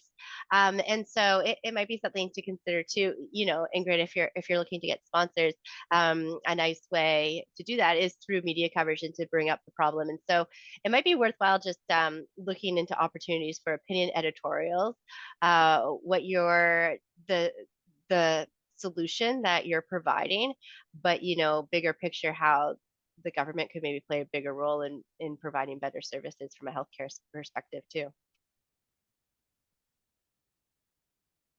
Thank you. Yes, and I will say just what she was asking. It's the cultural dynamics that happen because I've been working with seniors for 15 years. When they go in the homes, they don't get their food, and their culture is lacking.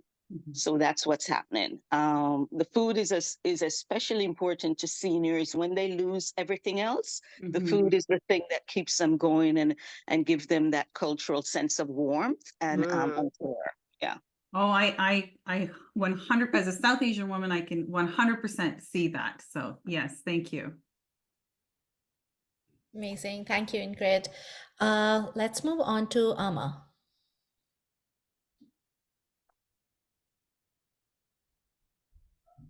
Amma, are you able to unmute? There you go. I'm here. I'm so sorry. I'm like driving at the same time and I had to stop. I had to stop. So thank you for taking me here. So basically, and thank you for the information, lots of information. So thank you. You're welcome. So I have a business called Solo Skills. Solo Skills is a platform for single parents. So basically single parent understanding the legal challenges of custody and the need for emotional support. I created Solo Skill, which is designed as a skills exchange network. It enables single parents to barter skills. So to be able to exchange skills without money transaction. Whether you meet other parents who have knowledge of the legal system or other skill gaps in our community, it allows you to exchange your expertise with someone who needs the knowledge you seek. So it's more than just a platform. It's a community of learning, mutual support, empowering single parents to overcome challenges together. That's really interesting. Thank you. Linda, do you want to jump in or shall I? Well, Emma, throwing it out to you after listening to this, do you have a sense of what your newsworthy hook would be if you're going out to the press and or what you're hoping to achieve from maybe a PR standpoint? That's the thing. I don't know. I wouldn't know. Like, this is all new to me. So thinking of what that would look like. No, I have no idea. So what's your goal then, Emma? And do you want more people to join this platform? Yes, that is my goal. Correct. Yes. And how many people do you have right now? Actually, this is a very new. I just started. I'm building the platform right now. I'm building it myself. So it's not something. The platform is not out there yet. Okay. This kind of goes beyond just media relations, but we also do influencer relations. And the parenting community. I mean, on Instagram, I think I only follow parents, and it's a strong community. And I'm thinking of influencers that have recently and are very publicly going through a separation and starting to embrace the single life and the changes that means. I'm thinking of one influencer in particular. And some of these guys have a very large following, and it might be an interesting place to start is more in the social media space. and really finding who else is in that space and has a really big audience. When it comes to more traditional media relations, thinking around again your target publications, which would be like Canadian Family, Today's Parent, and I think again there's a lot. I feel like a broken record, but there's a lot of thought leadership there that you have, Emma, and case studies, the human interest angle. So if you do have this community that you've already created, telling stories of challenges that single parents have gone, how people have overcome, what's the learn, like how can we learn from other single parents, and just making sure again those lessons. And I say this from just a media relations standpoint, but making sure that they're very unique, haven't been heard of before, and then it's just like a little. Often, when you're getting that media story, you won't get like and join this community. It will be that Emma is the co-founder of the what's the name of it? Solo Skills. Solo Skills, which is and that's almost as much as you'll get in a article, but that's enough for that. If people are interested after they read the piece and be like, okay, what is that? And I need to be part of that community because of the information that they shared. But I do think the social media space would be an interesting place to help promote your product as well, or promote this group. Sorry. Now, yeah, and having that personal story. So, for example, that's what I was going to say, because I myself is a single parent. So would it make sense for me to talk about myself as a single parent? 100%, because that was the impetus probably for you starting this, right? They always ask like, why the need? So you can speak to your own experience because other people might not be willing to share it. So if you're able to, then you're already miles ahead of other people, because we struggle sometimes to get that personal story. You could even like make it hyper local. So depending on what community you're from, I could see you pitching it saying like, local single mom launches platform to barter skills, like solo skills, to barter skills between, single parents to meet the needs of blah, blah, blah, or because of whatever. Like when you identify the problem, it makes it easier to sell the solution. And so you've got the story that you can share. So you actually a journalist could really package the story with just you. Okay. And say that, you know what, she wants to spread the word so that we can get more solo parents on the platform and start bartering skills. Okay. Yeah. Okay. Thank you so much. You're Thank you. very welcome. I think we can maybe take one more, Alina. I don't know. All right, let's try to, let's see. We have two more hands raised up. Let's see if we can fit in both, but Jacqueline is next.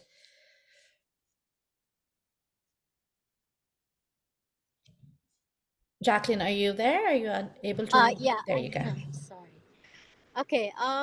So I don't know if this is newsworthy, but I want to tell about myself first.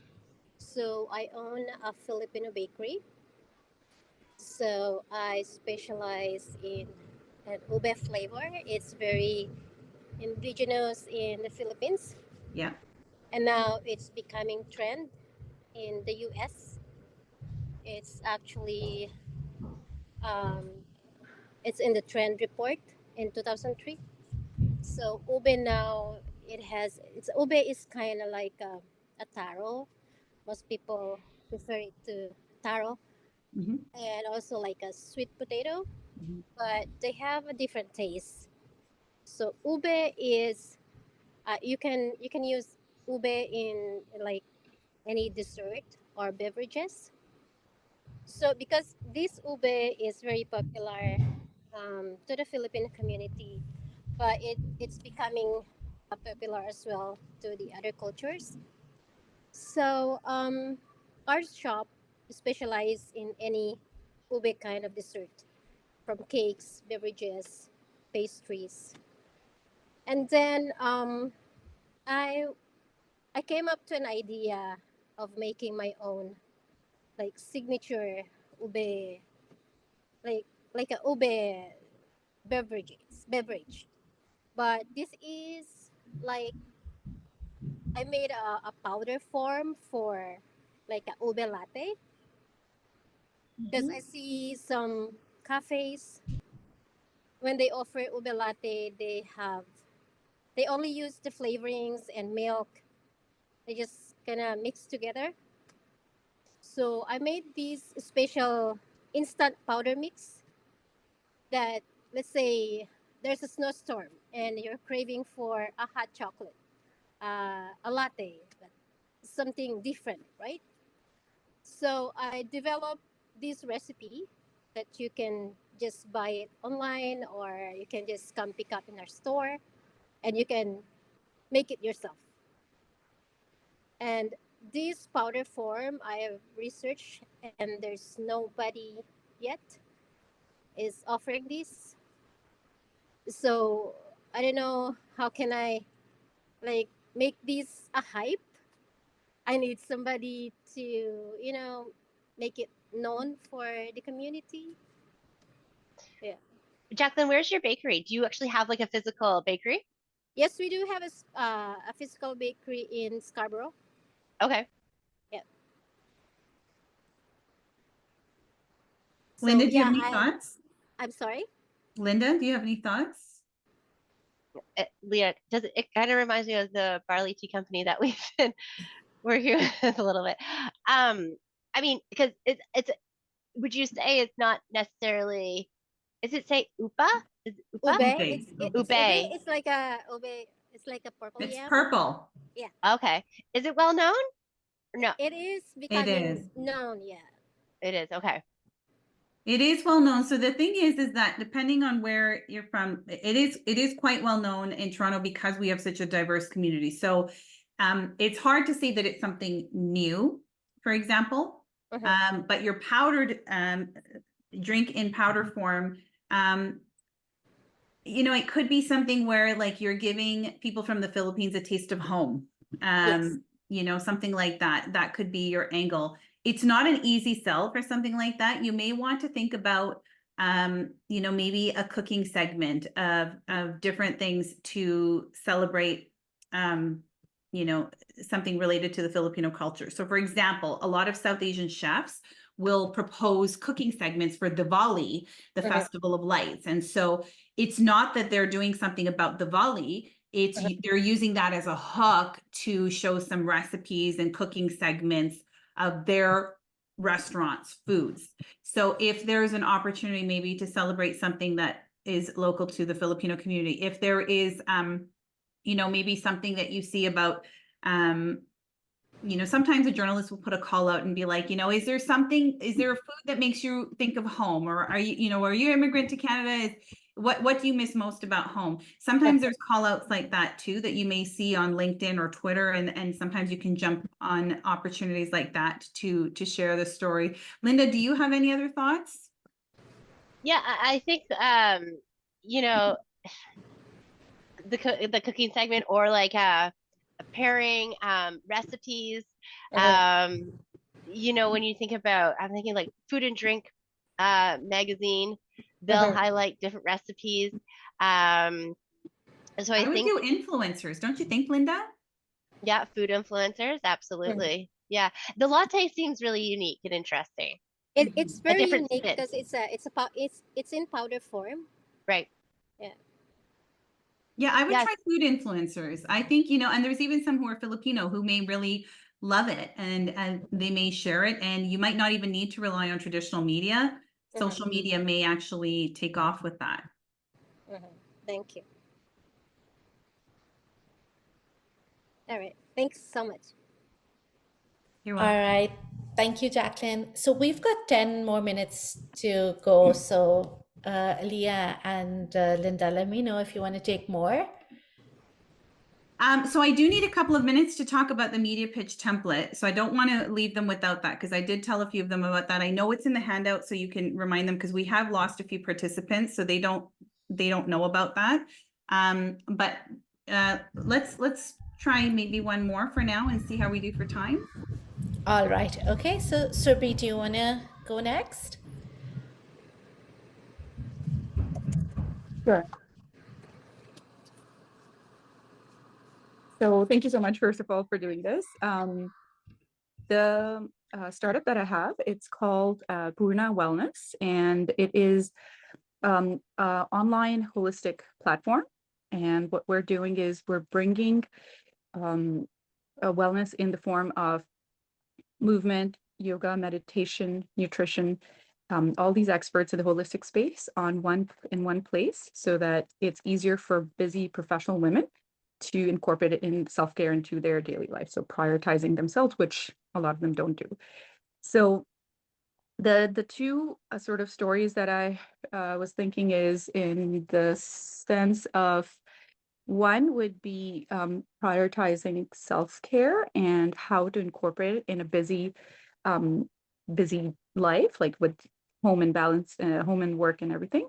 So how do you prioritize yourself? And then the second one is the power of community, like how community and accountability is so important.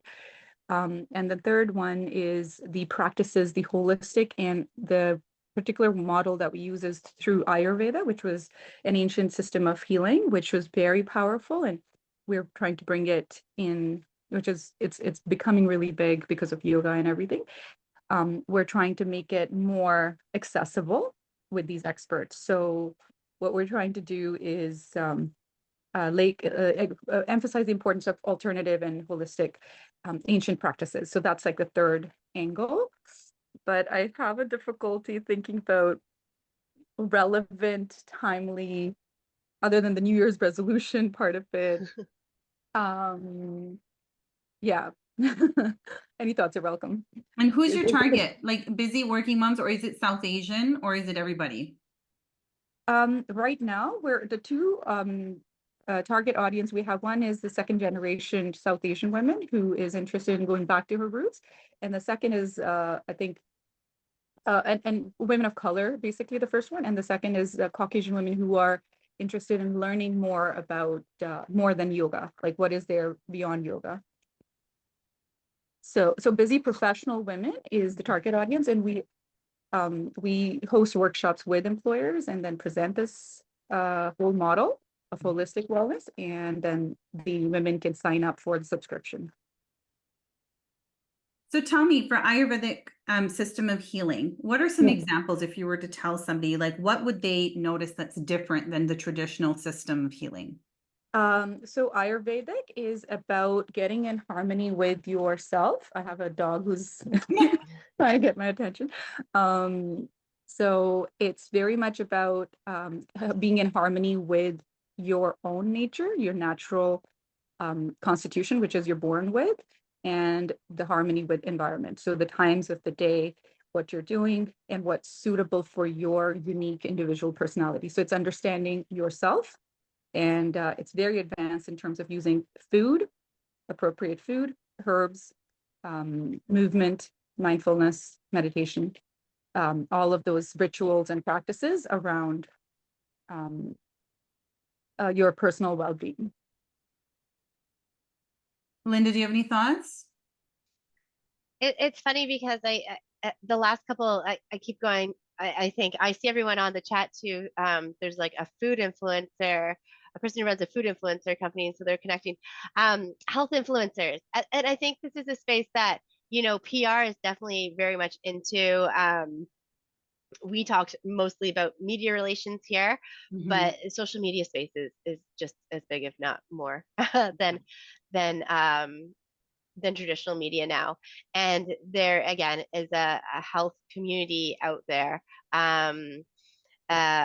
So I think that's really interesting. When it comes to self-care for professional women, that's a pretty like specific, unique, and very relevant piece you could really, I think, capture onto. I'm just kind of thinking through how, Leah, to get that to the next stage where it's pressworthy. So it's actually very interesting because I don't, you know, we're busy professional women, and we certainly need help with I skipped yoga today. Prioritizing self-care. But you know, Surbhi, what I would say is there's a lot of people that you would be competing with on that front. The Ayurvedic side is your differentiating factor here. And I think you should dig a little bit deeper there. Peel the layers of the onion back there because there's something more there that makes it different.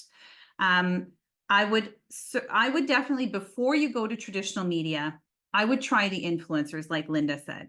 And there are a lot of health mom influencers who you can go to, offer your services, have them talk about it, but really break down what the Ayurvedic system of healing is and how it's different from what they're used to. And make sure that like when you explain it to someone who does not have the South Asian background. Because it's very common, a very common term. We hear of Ayurvedic medicine all the time. There's certain things that, you know, if you watch South Asian channels and stuff, you remember commercials from your childhood about different Ayurvedic medicines and stuff like that. So you want to make sure you're explaining it to an audience that does not have that knowledge so that there's no assumption that they understand. Okay. When we talk about things like, do you remember when chia seeds became the thing and there was people talking all about it and they talked about the benefits for fiber and for this and for that and for weight loss. And then you would see influencers making their little chia seed pudding, and then they would, you know, do this overnight oats and all of that. It wasn't the media that broke this story. It was people, other influencers and stuff. So I would go that route first, because there was people who they have a warm audience of people who are already interested in that. So if they're following that influencer, they certainly have a vested interest in their health or in balancing their lives in their busy schedule. So I would go that route first. And once you've built up a lot and you've got like some good case studies or some more examples of the benefit of Ayurvedic system of healing, then I would consider maybe reaching out to health reporters or something and talking about the different way to for busy professional women to prioritize self-care from the Ayurvedic lens. Does that help?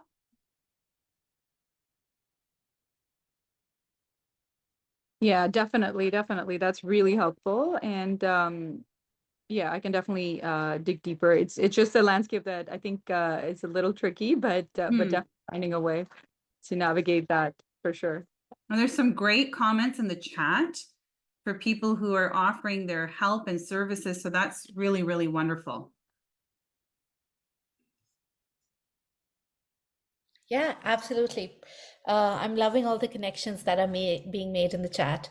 Perfect. So I think we're all caught up with the folks who wanted to get a go at this. So, Elia, over to you. Okay, so we're going to try and wrap up quickly. I just wanted to, we did touch on this before. There's different ways to get media coverage. Obviously, you can hire an agency or publicist, but we talked about this earlier that it's very, very costly. In our experience, a good agency will charge you about $5,000 a month of a retainer, and they typically want several months commitment because PR is not a one and done thing. It's a slow trickle. There's a lot of steps that happen. You are not going to see overnight success. It's something that you have to continuously do so that there's that constant trickle of coverage and profile building. But what we talked about is you can do it yourself. And so what we've got for you is a free media pitch template that you can download. So this template has tips of what you need to include in your pitch, but there's also a template that you can use as a guide that actually like, hi, and then the journalist's name, I'm reaching out because, and then you identify the issue. You can talk about some of the supporting points about what you can talk about. Please let me know if you'd like additional information, like you can update that. It's all there for you. There's also a checklist that tells you, like, before you send this out to the media, have you done this? Like, have you checked? Like, if there's major breaking news happening that day, do not pitch the media about your business because it's going to be completely lost. If you are pitching the wrong journalist, then make sure you know that before you put all this effort, am I pitching the right people? Because it's very disheartening when you pitch and you don't get any response, but sometimes you can avoid that by pitching the right people and by making sure that you've got the right information. So that template, you can scan that QR code right there. There's also the link there, but I've also provided it in the handout that Alina has. I think, Alina, will you be circulating it tomorrow? Or you've Yes, already I'll be. Okay, so in that document, you will find a link to this media pitch template as well. So please do, I do encourage you to download it, use it. You'll get lots of good tips in there to help you try and do this on your own without hiring an agency. But if you do find it a little overwhelming and need a little guidance, we do have a program called Be Your Own Publicist. It's a fraction of the cost of what you would pay in a monthly retainer. But what it is it's a 4-week live program, one-on-one training. So it is a group program, but for right now, it's a one-on-one training so that you can ask all the questions you want, but you will learn everything you need to know for pitching the media. You will learn who to pitch, how to pitch, what's newsworthy, what's your newsworthy hook, what to do after the interview to maintain relationships with the journalist. And for Y-Space, what we've done is we've created a discount code. So if you are interested, we are offering $500 off on this program. If you book by this weekend, you do not have to start your workshops right away. Let's say you're busy right now, but you're like, you know what, the summer is actually a quieter time. I want to do my 4-week then. When you book, we'll have an onboarding call to talk about what your needs are. And at that point, you can book your dates for later. But we wanted to offer this to this audience because we were so grateful to have this opportunity to talk to you. This is definitely the more affordable route to go than to hire an agency. I know it seems weird because Linda and I both have our own agencies and we have clients and we always love to get new clients, but we also know that it's just not possible for people. So the link is there. It's also in the handout that Alina will be sending out tomorrow. And our contact information is also there. So if you have any additional questions or you're not sure if Be Your Own Publicist is for you, please do let us know. And we look forward to seeing all of your names and your businesses in the news headlines in a positive light, of course, because you've got some really great story ideas, great business ideas, and they definitely have some newsworthiness to them. Amazing. Thank you so much, Ilya and Linda. This was phenomenal. Such great key takeaways, but absolutely loved that you took out the time and the effort to go through PR strategies and work with our founders on this call today. So thank you so much. Really, really appreciate